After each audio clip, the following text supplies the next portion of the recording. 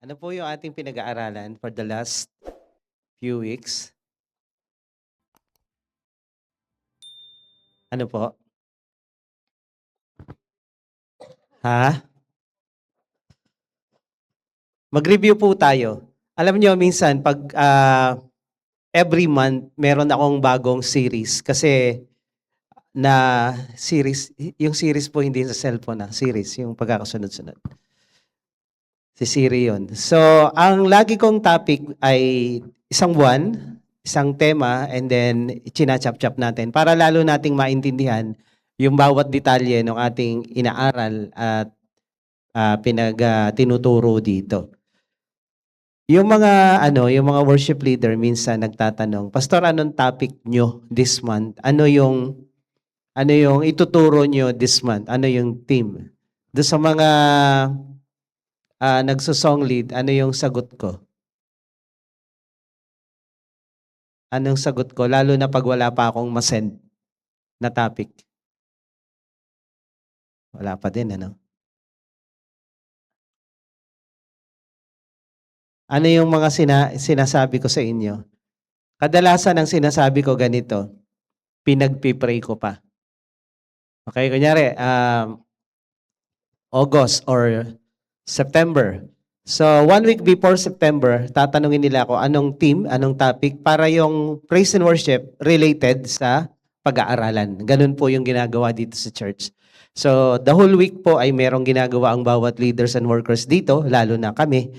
So, tatanungin nila ano yung magiging theme. So, ang sagot ko kadalasan, pinagpipray ko pa.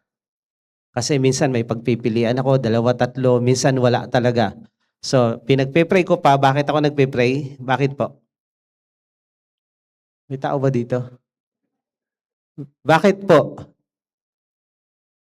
Ha? Ba't kailangan ipag-pray? Ha?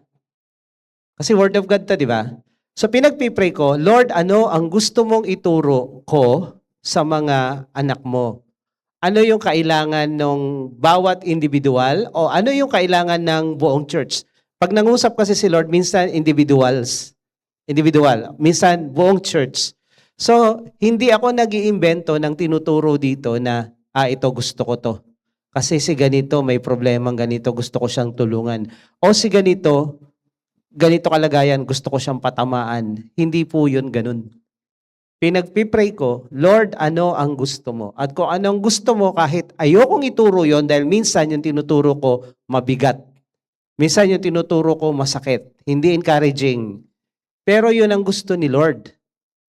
Alam nyo ba, sa hapunan o tanghalian ng pamilya, hindi lahat ng nilalagay sa lamesa ay gusto ng mga anak, lalo na yung ampalaya. Gusto ng mga bata yung ampalaya? Spinach. Kahit magiging papay sila. Talbos ng ampalaya. Gusto ng mga bata yan? Blended malunggay. Malunggay shake. Gusto nila yan? Pero, nakasalang sa lamesa eh. Kailangan ba nilang kainin o inumin? Yes or no? Mapait? Masarap? Hindi. So, minsan o kadalasan, ganun na nangyayari. Minsan ayoko ituro, pero kailangan ko ituro. At minsan, sa tingin mo, hindi kailangan ng mga tao, hindi kailangan ng congregation. Sa ngayon, ayun pala, piniprepare ni Lord, through the message, may mangyayari banda-banda dyan. Okay? May mangyayari banda-banda dyan na hindi ko alam, si Lord lang ang nakakaalam. Hindi nyo alam, di ko alam. So ako, sumusunod lang kung anong gusto ni Lord na ipahatid na message. So hindi ito tsamba at hindi ito intentional ni Lord. Nagkakaintindihan po ba tayo? So let's review. Ano yung mga topic ko beginning January, February, March, April, May? Ano yung natandaan nyo? Sige nga. Sige, isigaw niyo anong topic. Ano yung mga naalala niyong topic? Wheat and tares. So dinaanan natin yung parable ni Jesus sa Matthew 13 ba yun o 14? So nadaanan natin yung wheat and tares. Anong kaibahan ng wheat tsaka ng tares? Ano yung kwento nun? Nagtanim si Lord ng mga binhi na wheat, papakinabangan. Pero nung gabi na, natulog na, yung mga bantay, may nagtanim naman ng weeds, talahib, tares, damo. So sabay silang tumubo. Sabay silang tumubo. And then nung tumubo na, nakita ng mga tao doon, tagapag-alaga, teka lang, bakit nangyari to? May masamang nagtanim at may mabuting nagtanim, tumubong sabay. So ang sabi ng mga tagapag-alaga, Lord, bunutin na ba natin? Huwag muna, palakihin natin ng konti. Para madaling bunutin. Kasi pag binunot mo agad ng mas maaga, maraming madadamay dyan.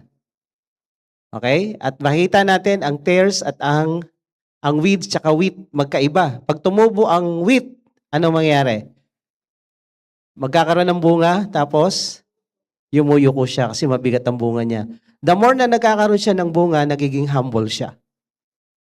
Ito namang weeds, the more na tumataas siya, the more siya nagyayabang. Tapos may akala mo bunga, ang laman pala naman ay pulbos lang na itim, poisonous pa. So may kaibahan. Alam niyo meaning nun? Nasa natatagpuan ng mga anak ng Diyos? Saan? Sa beer house o sa church? Sa beer house, nagba-Bible study, ano? Sa church. So yung seed na yon ng mga anak ng Diyos sa church. Saan ba bumibisita ang demonyo naman? Sa church din. So nilagay sila doon ng demonyo itong mga weeds na to at sabay tumubo pero nung lumago na nagka-alaman na hindi ito tunay, peke ito. So kailangan nang tanggalin. Bunutin. Okay? So ano pa? Ano pa yung mga topic? Ano pa po? Transference of the Spirit. So, transference of the Spirit, na kung sino yung lagi mong kausap, laging nagko-connect sa'yo kahit nangangamusta pa, sis, kamusta ka na? Brad, kamusta ka na? Alam mo ba? At ito pa. So, kung sino yung kausap mo, nalilipatan ka ng Espiritu. Ano pa? So, kung titingnan niyo yung mga topic ng mga nakaraang buwan, parang si Lord may dinidil sa puso ng mga taong nandito. Parang meron siyang hinahalukay na dapat tanggalin para umayos yung taong yun. Alam nyo, pag inayos ka ni Lord at hindi ka nagpaayos, ano mangyayari sa'yo? Diba? Pag hindi na maayos sa repair shop, saan laglag? Junk shop. So si Lord ba, nagkulang ba na ayusin tayo? Sa preaching na yon na Jezebel spirit, transference of the spirit, weeds and wheat. So sabi ko, nung binalikan ko kagabi, binalikan ko kagabi.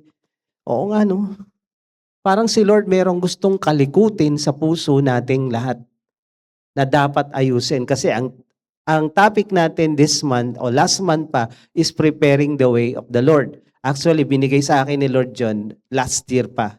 Naituro ko January, prepare the way, hindi ko naituro. Ito yung mga naituro ko. So, ito po yung mga topic natin, the Jezebel spirit. Ano ang Jezebel spirit? Witchcraft. Pag babae, mangkukulam. Witchcraft. Pag lalaki, mangkukulam na lalaki, warlock. This is a powerful spirit dahil itong spirit na to, nagmamanipulate. The spirit of witchcraft uses deceitful tactics to control. Mapanloko, mapandaya para kontrolin yung tao. Tandaan nyo pag ikaw may authority at meron dito na sa baba na gustong pasunurin yung authority at ibang tao, iyon ang tawag ay witchcraft. Trabaho mo bilang tatay at leader na pasunurin yung pamilya mo, boss sa company mo, pastor sa church. Pero pag merong ibang nangingialam ng authority at gustong pasunurin yung iba, ang tawag doon, Jezebel spirit. So ginagamit ito to manipulate through deceitful tactics to control. Nire-review ko lang ha. Intimidation. Ginagamit niya intimidation. Sige, pag di ka sumama sa amin, out ka, kick out ka. Torturein ka nito. Instill, threaten and still fear to maintain power over individual. Gusto nilang kontrolin yung mga tao, so mananakot. Deception. This spirit thrives on misleading information, creating confusion. Hindi totoo ang kinikwento or kung may totoo, may dagdag at may bawas. Dagdag, bawas. Seduction. This spirit uses sexual immorality and money as part of tools to control and manipulate other people. Kung may pera siya, palibre-libre yan, pakain-kain dyan sa tabi-tabi, at ikaw ngayon, mahihiya ka na kasi pinakain ka na ng lugaw at red beans. Binenta mo na yung iyong birthright, iso. So ito yung spirit of Jezebel and witchcraft. And then dinaanan din natin yung devil snake spirit na ginamit din ni Jezebel yung ahas. Yung Jezebel spirit ay pumasok dito sa ahas na to. Alam naman natin, si Satanas lahat ito. Ang palatandaan ng tao na merong devil snake spirit, masitsit. Sa Bible, yung word na masitsit ay chismoso. Yung ahas, di ba, pag sumisitsit siya, anong tunog? Shhh, alam mo ba? Shhh, yung tatabi sa'yo at bubulong. Alam mo yan? Si ganito at si Kwan. May lumapit sa inyong ganon? May kilala kayong ganon? Meron? Wala? Mag-ingat kayo dyan. Ha? Mag-ingat kayo dyan. Ahas ang spirito ng mga ganyan. Entregero, gumagawa ng issue. Itong mga ganitong tao, kayang gumawa at sirain ang buong mundo by just a word. Kung bibigyan mo sila ng pagkakataon, sisirain nila buong mundo. Kasi sisirain muna nila relationship. Maliit, malaki, palaki. At pag hindi napigil, kaya nilang sirain ang buong mundo. Alam mo, pag awayin lang natin si Putin at saka si Trump, pitikin mo nga tenga, pares kayong matanda na. Sige, tingnan natin sino malakas. Pag pinindot yung mga nuclear, tapos tayo, di ba? Sulsulan lang natin yun. So ganito to, itong intrigero spirit gumagawa ng gulo at issue. Double tongue, iba, di ba yung ahas ganyan ang dila? Di ba? Tama ba? Hindi peace ang kahulugan nun. Iba sinasabi niya sa harap mo, iba sinasabi niya sa likod mo. So, pag nakatalikod ka na, masama ka na. Pero pag kaharap ka, okay tayo. At pag gano'n ang taong kausap mo, huwag kang magtiwala. Dahil kung kaya niyang tirahin kamag-anak niya, kaibigan niya, kaya ka rin tirahin yan. Tandaan niyo yun. Traidor, hudas, sinungaling, mapagawa ng kwento, naninira ng ibang tao, sulsol, walang utang na loob. So ito yung devil snake. And then dinaanan din natin yung Amalek. Amalek spirit. Ang Amalek spirit, ito yung lumabas ang Israel sa Egypt, pagod, hirap, inatake pa. Mag-ingat kayo sa mga tao na walang pakialam sa iba, sarili lang iniintindi. Wala kaming pakialam kung masaktan yung anak namin, yung pamilya namin, basta ako lang. Wala akong pakialam kung yung Israel naghihirap. Wala akong pakialam. Aatake pa rin kami. So ito yung Amalek. At masama ang ugali ng Amalek kasi kapatid niya sa tatay itong si Jacob. Pero hindi niya tinulungan. So ang Amalek ay simbolo ng galit, resentment, that defiles others. Siya lang ang galit, naghahanap siya ng kakampi para magalit lahat. Pag merong tao na galit kay ganito, tapos nire-recruit kayo para magalit din, anong tawag doon? Illegal? Illegal recruiter yan. Okay? Sasama ka na makigalit din? Hindi ka naman kasali, nakikisali ka. May verse sa Proverbs, yung nakikisali sa gulo ng magulo, ng gulo ng may gulo, at galit ng may galit, para kang hinawakan mo yung ilong ng aso o yung buntot. Sabi dun sa Proverbs. Na-try nyo na yung malaking aso na hindi nyo kilala, hinawakan nyo yung buntot, inila nyo. Sino nakatry? Mamaya, i-try nyo ha. Ano mangyayari? Kakagatin ka. Ganon daw yung mga nakikisawsaw sa gulo ng hindi niya gulo. Makakagat ka. Masasaktan ka. So ito yung spirit of Amalek. Dinaanan din natin yung spirit of Mammon, yung pagmamahal sa pera at ginawang Panginoon, at pag may pera sila, akala nila Panginoon na rin sila. Okay? Pag walang pera, mabait. Pero nung nagkapera, lumabas ang tunay na ugali at yung kapangyarihan. So inaral natin to. And then lastly, yung Absalom spirit. Ang Absalom spirit, medyo kaiba sa Amalek, pero ito ay galit din na kinimkim, inalagaan, at lumaki hanggang pinatay niya yung kapatid niya. Si Absalom din, yung tao, anak ni David ito, na sinusulsulan niya yung mga nasasakupan ni David at sinasabi niya, kung ako lang leader dyan, kung ako lang leader dyan, hindi ganyan. Marami siyang plano sa buhay, marami siyang mga pangarap, marami siyang gusto, at sinusulsulan niya yung tao na huwag maniwala sa Haring David.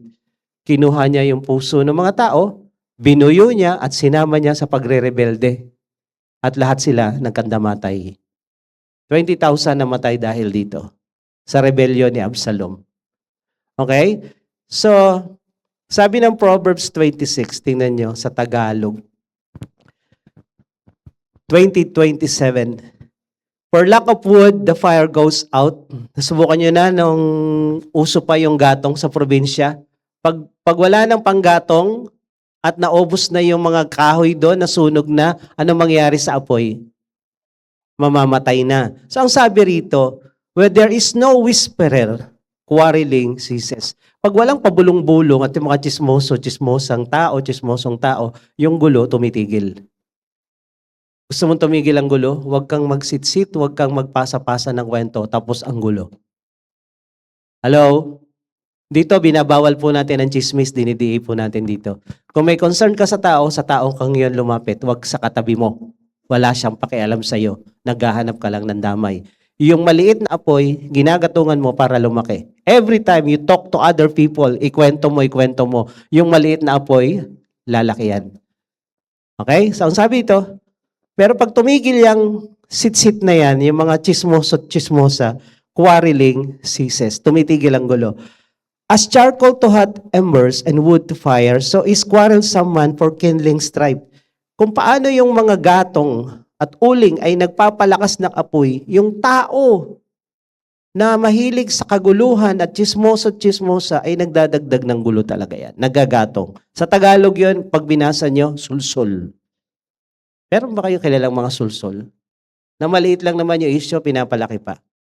So the words of whisperer sa Tagalog, ang salita ng mga sulsul at chismosa ay ang sarap pakinggan. Alam mo ba?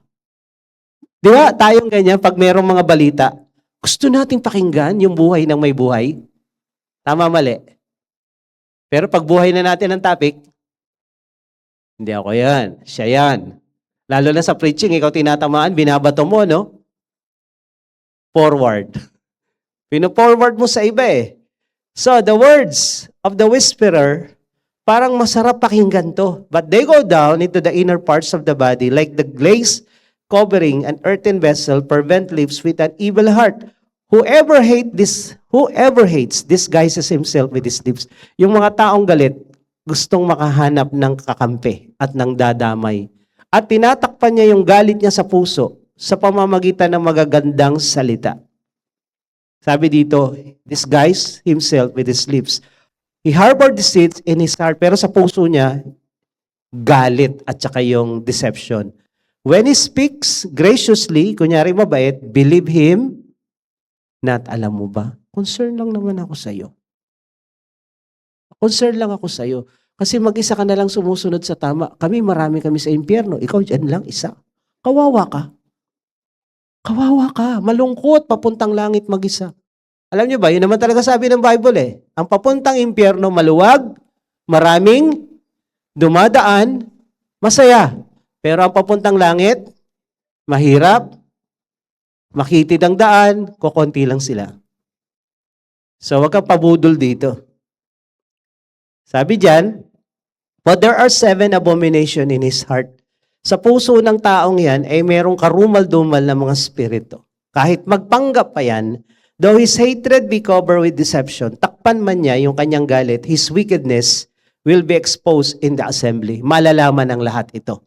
You cannot hide it. Ang kasalanan ay sumisigaw at sumisingaw. Kahit sabihin pa ni Saul, sumunod ako, hindi. Ayan, no, sumisigaw yung mga tupa. Ebidensya na ikaw ay hindi sumunod. Whoever digs a pit will fall into it, and a stone will come back on him who starts it rolling. Ang gumagawa ng hukay para pabagsakin ng iba, sila ang nahuhulog doon. Yan ang sabi ng Bible. So, imaginein mo, may Amalek na, may Absalom pa, may Mammon pa, may Jezebel pa.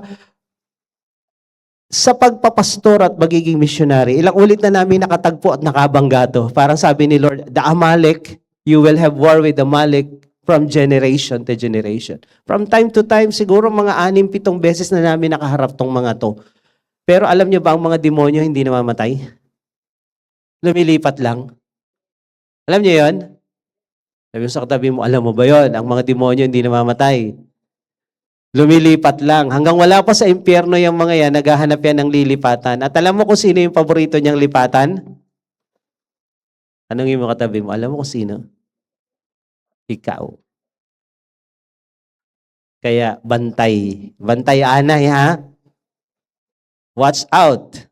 So imagine niyo to, bawat spirito na to is powerful spirit that can destroy other people, even church, even nations. Ngayon, what if itong Jezebel spirit, Ahab spirit, snake spirit, Amalek, Mammon, Absalom, is nilagay mo sa isang tao? Ano mangyari? Hello? Ano mangyari dito? O isang grupo? Ano mangyayari kung ganito, nag-tandem lahat itong spiritong ito? How powerful it is. Diba? Ganito ang mangyayari sa huling panahon. Si Antichrist ay embodiment ng lahat ng spirito ng kasamaan. Sabi dito sa 1 John 4:3, this is the spirit of Antichrist. Yung Antichrist dito, small a, hindi capital. Kasi ang sabi dito ni John, which you heard was coming and now is in the world already. Yung spirito ng Antichrist, na pinagsama-sama mo yan, nandun na, panahon pa nila. Pero darating yung pinaka-capital A na Antichrist, malapit na. Nire-ready na tayo, pinaparamdam na tayo na ganito ang ugali na Antikristo. May mga patikim. Di ba kayo, pag magpapakasal, meron mo ng free taste ng mga menu, di ba? At sa araw ng kasal, malalaman nyo yung totoong lasa talaga nito. Kung totoo ba, parehas ba doon. So, ang Antichrist, may mga patikim na ngayon. Pero yung parating, mas matindi yun.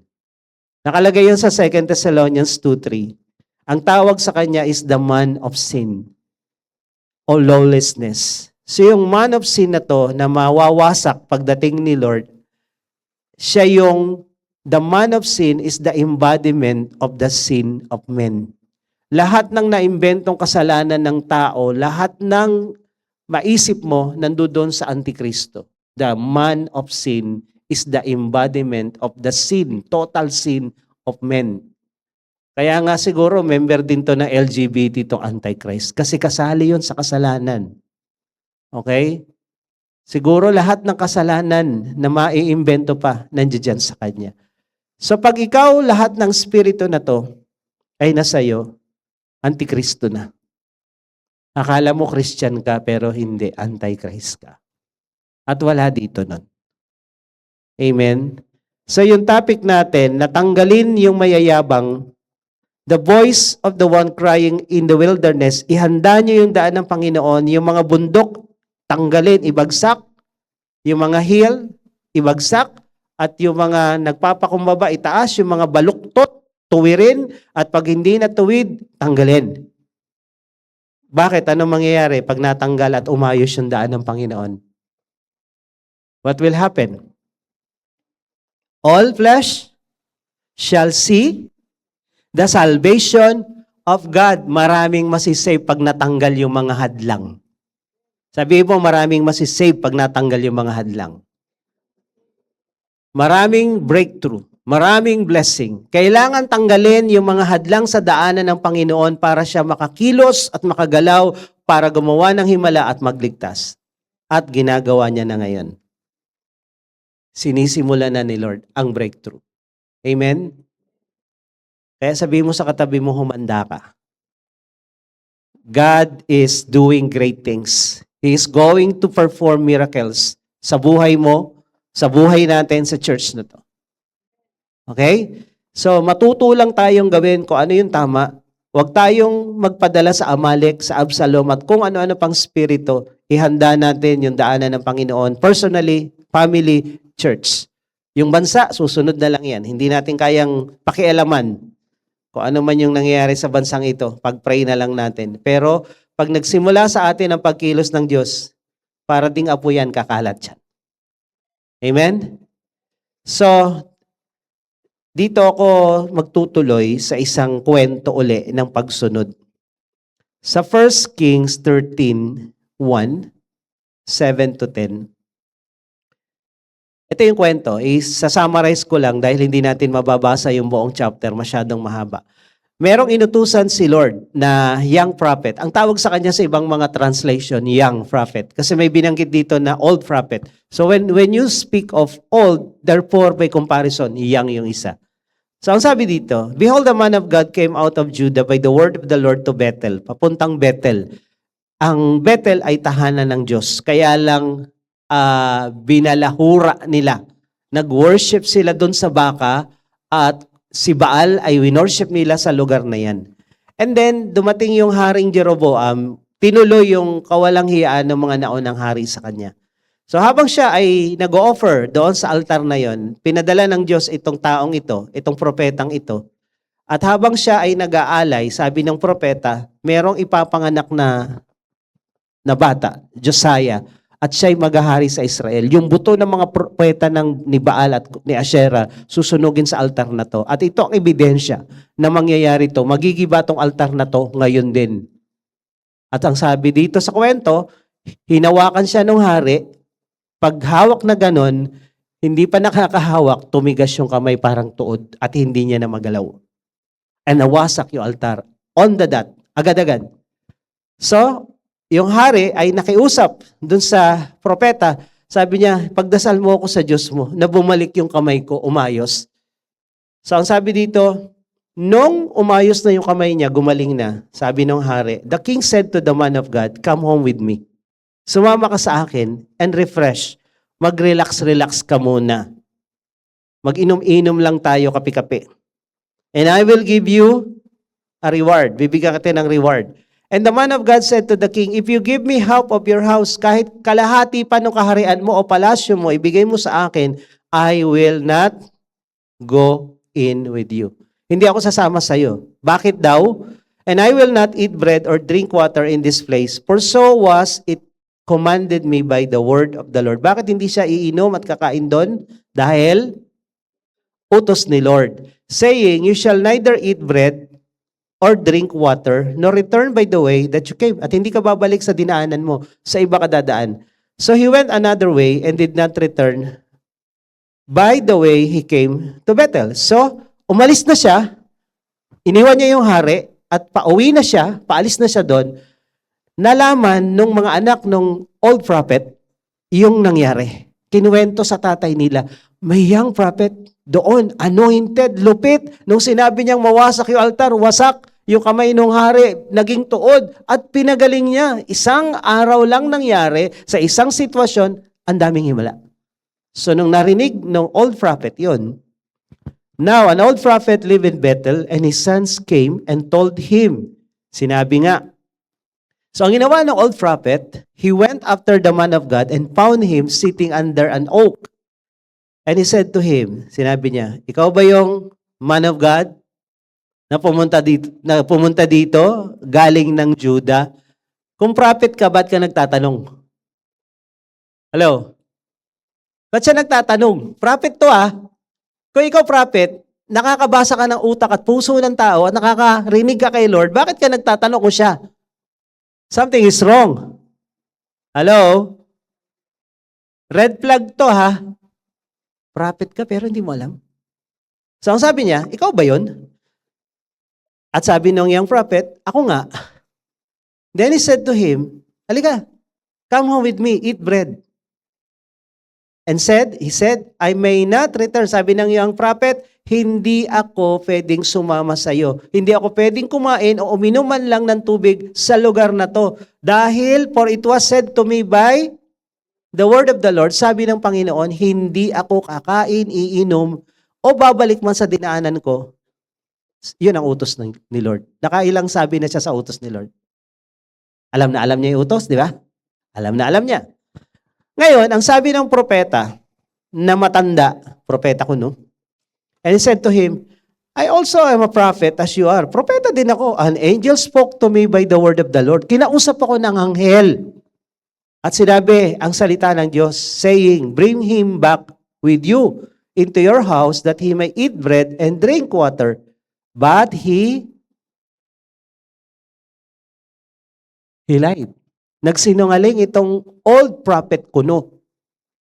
So ngayon, nagsinungaling siya na buyo yung young prophet. Napasunod, he went back with him and ate bread in his house and drank water. And then, nung matapos ng uminom at kumain, parang wala lang nangyari sa young prophet.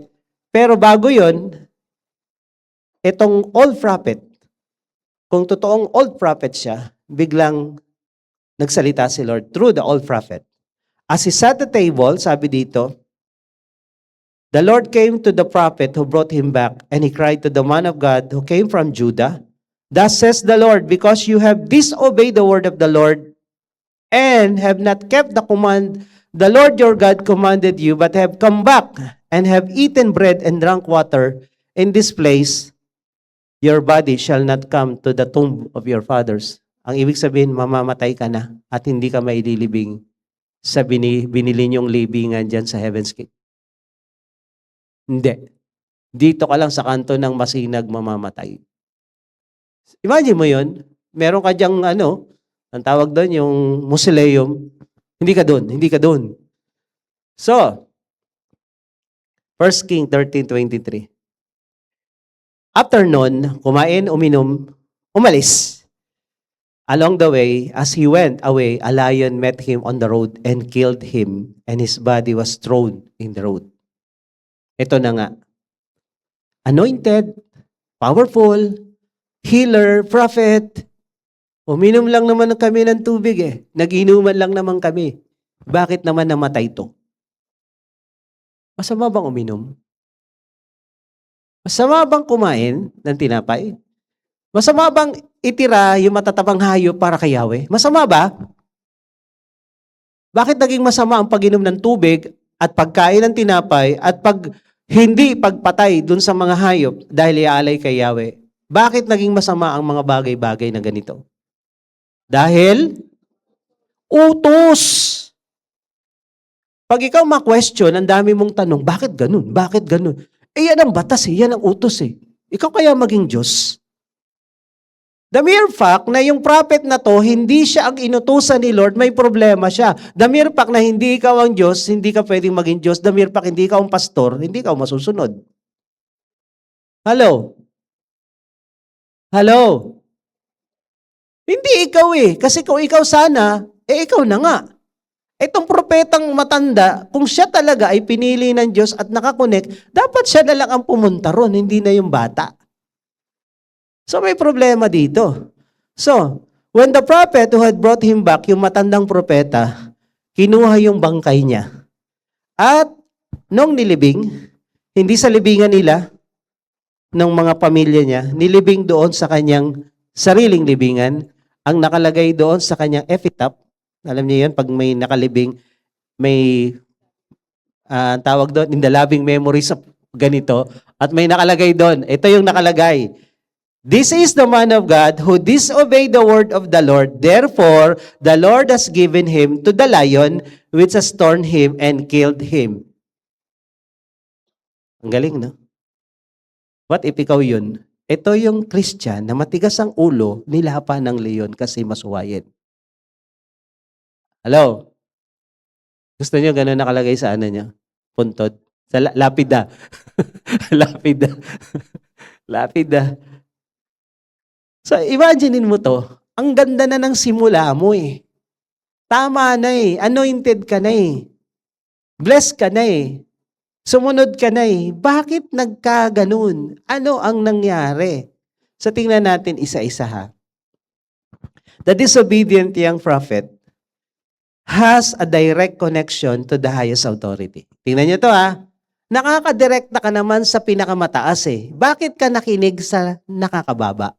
Kunyari, dito sa church. Huwag kayong makinig kung kanin-kanino kung pwede naman kayong magtanong sa amin. Hello? At ang communication po sa amin ay open para sa lahat. Ngayon, kagaya ni Absalom, sabi niya, wala kasing panahon yung hari sa inyo. Sa akin na lang kayo makinig. Sa akin na lang kayo lumapit. So dito, itong young prophet, nakakonect kay Lord. Nakakonect sa highest authority. Bakit pa siya nakinig sa mas mababa sa authority ni Lord? Dahil ba matandang propeta? Ginalang yung edad? Ang pagsunod ba nakabase sa utos ng Diyos o sa edad ng taong susundin?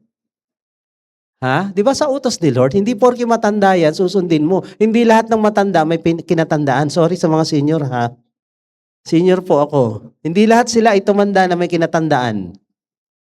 Sana lahat ng senior dito tumanda na may kinatandaan. Hello? Yung ibang senior tumanda na hindi talaga natuto sa buhay. So ito, mataas ang authority, nakakonek ka, nakadikit ka, bakit ka nakinig sa baba? Parang si Saul lang. Si Lord, yung prophet, nag-utos sa'yo, bakit ka sa miyembro nakinig? Sabi mo sa katabi mo, bakit ka sa miyembro nakinig, hindi sa leader? Hello?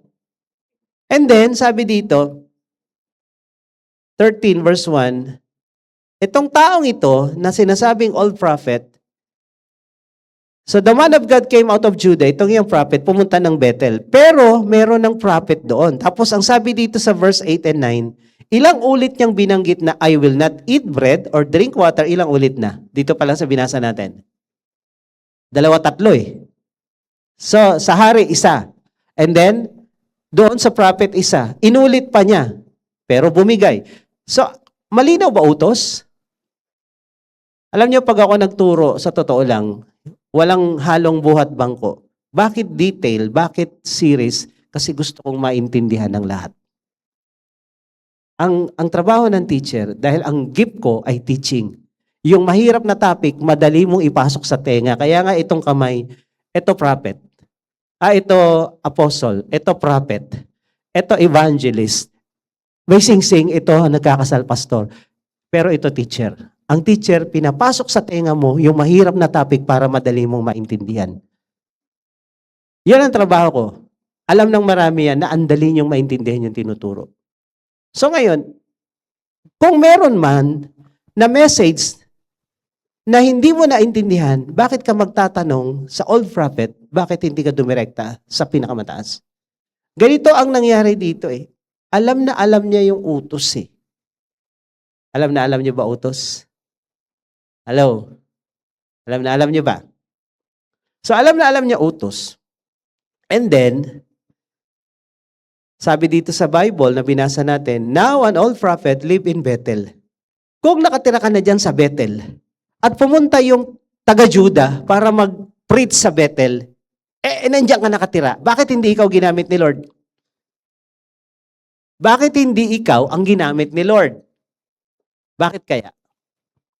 Why God did not send this old prophet to the King Jeroboam to prophesy? Taga dun siya. Alam niya yung kanyang hari kung gaano kapasaway. Bakit hindi siya ang ginamit ni Lord? Isip naman kayo. Pati utak tulog. Malamig. Bakit kaya? Bakit hindi siya? Bakit kailangan pang magpadala galing Judah? Magkalayo to eh. Bakit po? Ha? Sige, hula lang. Pwedeng manghula, wag hindi papatayin ngayon.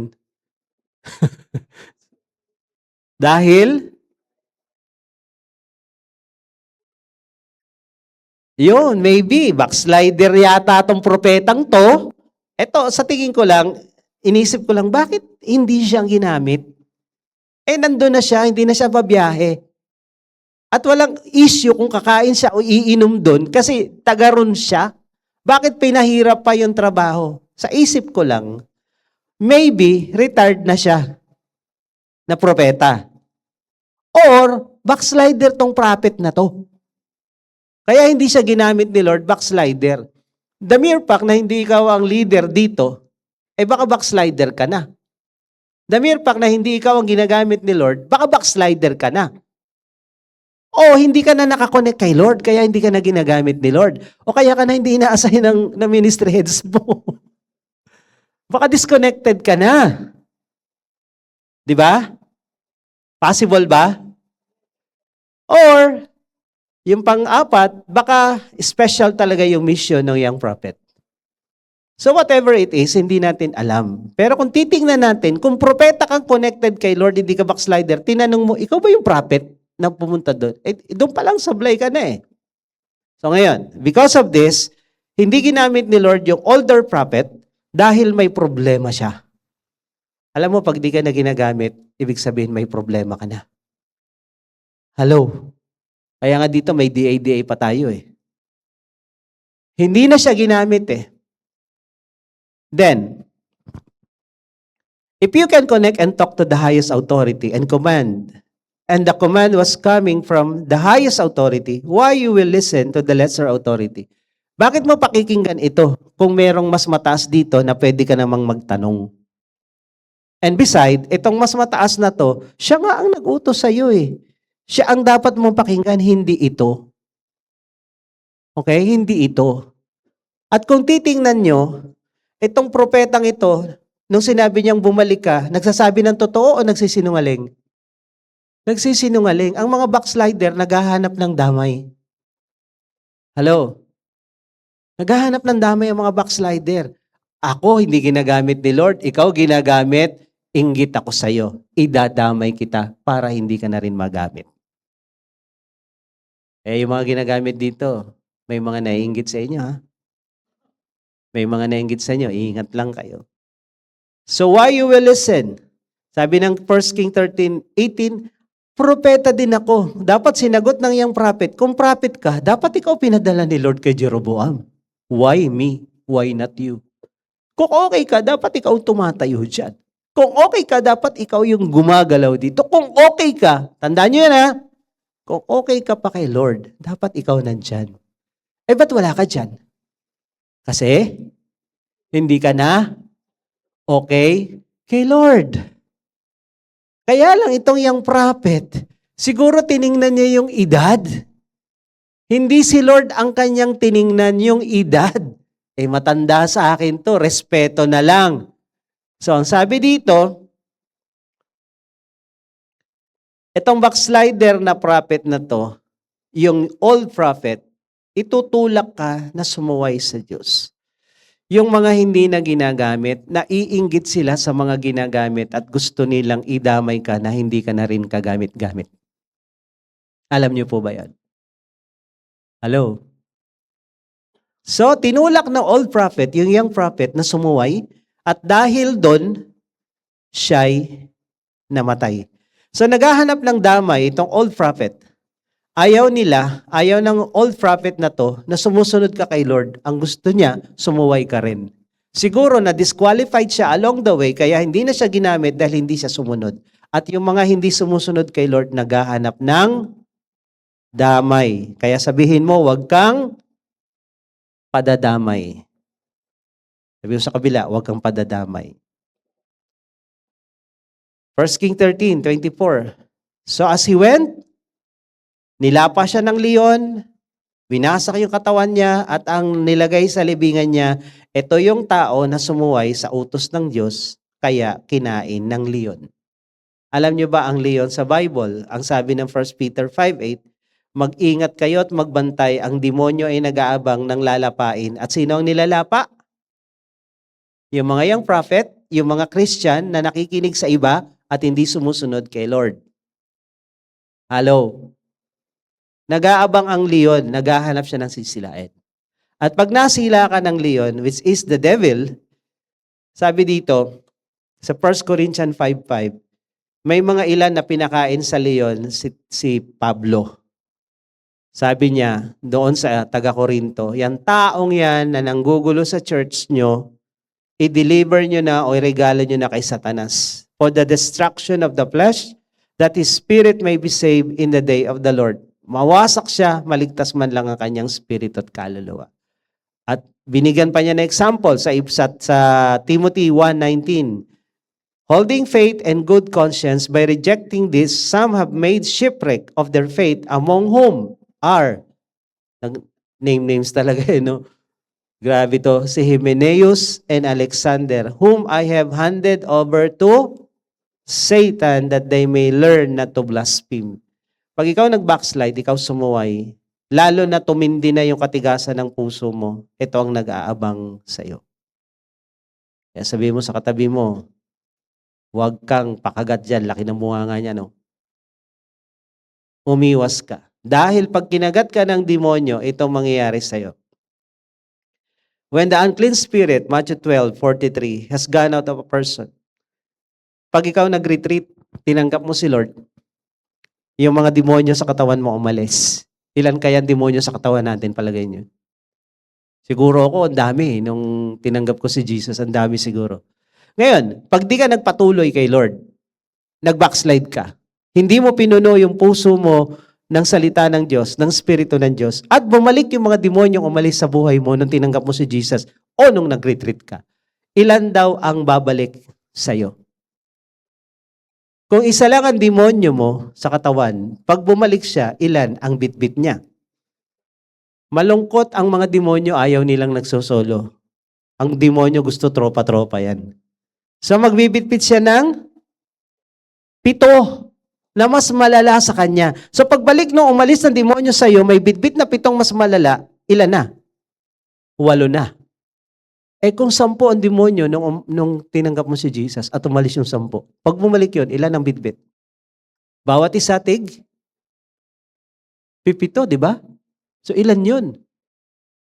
Ganon kalala, pag nag-backslide ka, pag sumuway ka, ang sabi rito, ang taong ito ay mas malala pa kaysa noon dahil ang demonyong bumalik sa kanya, nag-multiply na. Kaya itong demonyo na to, itong leon na to, nag-aabang lang to ng mga masuwayin at ng mga tao na talagang ayaw magpaayos para tirahan. Kaya sabi mo sa katabi mo, bantay. Watchful, sabi ng 1 Peter 5:8, huwag mong hayaan ang leon kagatin ka, huwag mong hayaan ang demonyo bumalik sa iyo. Kaya nga sa discipleship tinuturo ko, ang pinakamalalang tao sa ibabaw ng daigdig, yung mga hindi lumalago at saka yung mga nag-backslide. Sa tagal ko kay Lord, nakita ko na to. Pinakamalalang tao sa daigdig, mga hindi lumalago at mga nagbabackslide. Sabi mo sa katabi mo, tandaan mo yan. Salot sa mundo yung mga yan. Nakita ko yan sa India, sa Aklan, yung mga kaibigan namin na nagsasabi, Christian to eh, pero ang sama ng ugali. Bakit anong ginawa? Ikikwento ng mga kaibigan namin. Totoo yan. Ang sama talaga na ugali. Pag nag-backslide ka, o kaya hindi ka na sumusunod, pinakamalala ka na. At yung blessing nawawala. Dito ako magtapos. Pag ikaw sumunod, may blessing sa pagsunod. Sabi ng Deuteronomy 28:1 and 2. If you faithfully obey the voice of the Lord your God, being careful to do all His commandment of the Lord your God, all these blessings shall come to you and overtake you. Pag ikaw sumusunod, nag-overtake ang blessing sa'yo. Sinong naasar pag na-overtakean siya? Ako naasar ako talaga. Lalo na yung mga jeep, sa gitna, ihitigil, tapos nagmamadali ka, biglang sa gitna, hindi gigilid, tapos magsasakay ng pasahero, tapos pupunuin yung jeep, 80 ng laman. Grabe yun. Kaya sabi ko, pero what if, nag-overtake yung truck, hinarang ka, tapos nakalagay doon, lahat ng mali-maletang pera dito, iyo. Magagalit ka pa? Aba, hindi na, di ba? Blessing yung nag-overtake sa'yo eh. So kung ang blessing nag-overtake sa'yo, hindi ka magagalit. At kailan mag-overtake ang blessing sa'yo? Pag ikaw ay masunurin. Pero pag ikaw ay masuwayin, kahit may blessing ka na, mawawala yan. Hahabulin mo ulit yan. Ang taong sumusunod sa Diyos, sinusundan ng blessing. Sige, palakpakan niyo si Lord. At sabi ng James 1:22, be doers of the word that hearers only. Maging masunurin kayo sa salita ng Diyos. Huwag lang kayo tagapakinig. Dahil ang taong nakikinig ng salita ng Diyos pero hindi sumusunod, para yung nakita niya yung mukha niya sa salamin na marumi pero umalis siya at di niya inayos. Pero yung mga sumusunod sa salita ng Diyos, the one who looks into the perfect law of liberty at matyaga na sinusunod ito, pinakikinggan at ginagawa, sabi dito, pagpapalain siya sa lahat ng kanyang gagawin. Ang masunurin ay pinagpapala. Pero ang mga masuwayin, kahit pinagpala na, nawawala pa. Mamili kayo. Tayo. Alamin nyo, sino ang dapat sundin? At alamin nyo, na pag sumunod kayo, i-bless kayo ni Lord. Okay? So before we close, meron po ba tayong first timer ngayon? Kahit matindi ang ulan, nakapunta pa rito, matindi kayo talaga. Meron po, first timer. Meron. Taas nga po kamay nyo, wagayway kung may first timer. Kung meron po, lapit kayo dito. Closing prayer na tayo. Pagpipray ko kayo. Ayan. Lapit po kayo dito sa harapan. Ayan. Hindi po, meron pa po ba? So welcome po kayo dito sa Juhia. Juhia is Jesus Our Hope International Assemblies. Kami po ay Christian group na wala kaming tinataas na grupo o relihiyon o sino mang tao. Ang tinataas po namin dito si Jesus lang. Okay? Dahil walang namatay sa krus para tayo iligtas, kundi si Jesus. At wala kaming tinuturo dito kundi Bible lang. Dahil ang Bible lang ang salita ng Diyos. Kaya mapapansin nyo every time na may nagtuturo dito, may verse to prove na ito ay hindi kathang isip, hindi gawa-gawa lang. Galing ito sa salita ng Diyos. So, today, congratulations po sa mga first-timer na naka-attend dito. Malupit po kayo. Kahit bumabagyo, I believe may plano ang Diyos sa inyo, kaya kayo nandito. And I believe, matindi rin yung pinagdadaanan nyo, kaya kayo nandito. Kaya hindi kayo bibigyan ni Lord. So, today, bago tayo magtapos, nagsisimula po ang lahat when we have a relationship with God through Jesus Christ. Pag tinanggap natin si Jesus sa buhay natin, lahat ng pinag-aaralan natin, magiging posibleng magawa natin, pati yung blessing of obedience. So, sabi ng Bible, gayon na lamang ang pag-ibig ng Diyos sa sanlibutan, ibinigay niya si Jesus, upang kung sino mang sumampalataya ay hindi mapahamak, bagkos magkaroon ng buhay na walang hanggan. So, ibinigay si Jesus ng Diyos. At sabi ng John 1:12, ang sino mang tumanggap sa Kanya, bibigyan ng karapatang maging anak ng Diyos. At pag anak ka ng Diyos, lahat ng meron ang Diyos, sa'yo yun, anak ka eh. Lahat ng privileges, atin yun. Gusto niyo po ba? Maging anak ng Diyos. So magpe-pray po tayo saglit, lahat tayo yumuko, lahat tayo pumikit. And as we bow our head and close our eyes, sumunod po kayo sa panalangin ito. Taas lang natin isang kamay natin sa Diyos. Sabihin niyo, Panginoong Jesus, ako po'y lumalapit sa iyo. Nagpapakumbaba. Inaamin ko, ako isang makasalanan. At wala akong magagawa para linisin, ayusin, o baguhin man ang aking sarili. Ngunit Panginoon, ako po'y naniniwala na kaya ka namatay sa krus na yan ay para sa akin. Mahal mo ko. Kaya tinatanggap kita sa puso ko ngayon. Bilang aking Diyos, Panginoon, at tagapagligtas ng aking buhay. Salamat po sa pagpapatawad mo, sa pagmamahal mo. Ito po ang aking dalangin sa pangalan ni Jesus. Amen. Ako na lang po magpipray. Pwede nyo na ibabangin yung mga kamay. Lord, salamat sa mga taong ito na ngayon anak mo na. Hindi aksidente, hindi tsamba nandito sila. Sa kabila ng malakas na ulan, sa kabila ng bagyo, Panginoon, nandito sila. Lord, you honor those kind of faith. You honor those kind of commitment. Kaya I pray, Lord, for them na ikaw ang kumatagpo, ano man yung kanilang sitwasyon ngayon.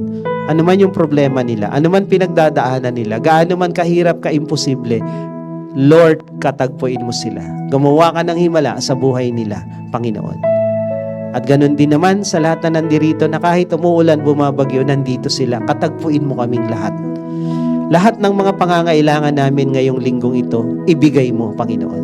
Lahat ng mga hinihiling, lahat ng mga dalangin, ayon sa kalooban mo, Lord, magkaroon ng breakthrough. Kagaya ng sabi mo sa Luke chapter 3, ihanda ang daan ng Panginoon.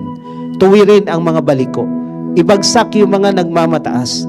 Lord, sabi mo, pag ito'y naganap na, malaya kang kikilos para magligtas. At yung kaligtasan, yung salitang kaligtasan, kasama yung blessing, kasama yung healing, kasama yung miracles. Lahat ng magagandang bagay nakapaloob sa salitang salvation. Kaya lahat ng mabubuting bagay, ini-expect namin dumadaloy na sa buhay ng bawat isa, sa pamilya ng bawat isa, sa buong church na to. Dumadaloy na ang pagpapala mo. Dumadaloy na ang himala mo. Dumadaloy na yung breakthrough mo. Dumadaloy na, Panginoon, yung kaligtasan sa maraming tao. In the name of Jesus.